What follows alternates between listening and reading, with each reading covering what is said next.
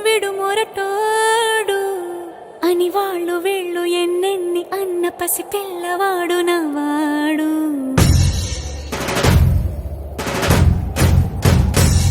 విడు ముండోడు అని ఊరు వాడ అనుకున్న గాని మహారాజు నాకు నవాడు.